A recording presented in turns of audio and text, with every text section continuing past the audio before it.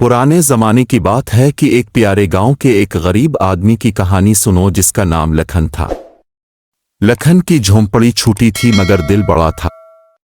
उसने ईमानदारी से मेहनत की लेकिन वो बहुत गरीब था। एक दिन जंगल में लकड़ियां काटते हुए लखन को एक जख्मी परिंदा मिला। उसने इसे सहारा दिया और उसकी देखभाल की।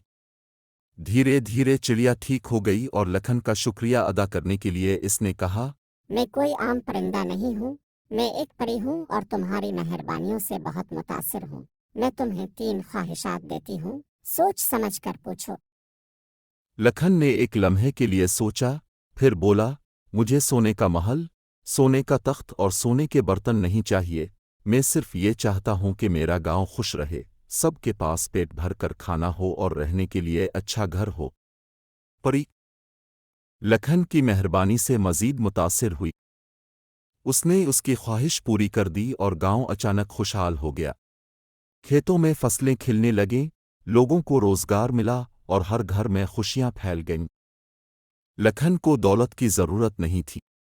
वो सिर्फ अपने गांव की खुशी में खुश था। उसने लोगों की मदद की और उनकी हौसला अफजाई की। इसकी मेहरबानी ने इसे पूरे गांव का हीरो बना दिया। ये कहानी हमें सिखाती है कि हकीकी खुशी दौलत में नहीं होती बल्कि दूसरों की खुशी में होती है। मेहरबानी और दियानत ही असल दौलत है जो हमें मुआशरे में इज्जत और खुशी देती है। इसके साथ ही लखन की कहानी खत्म हो जाती है, लेकिन इसकी नेक दिल की कहानी गांव में हमेशा सुनाई जाएगी।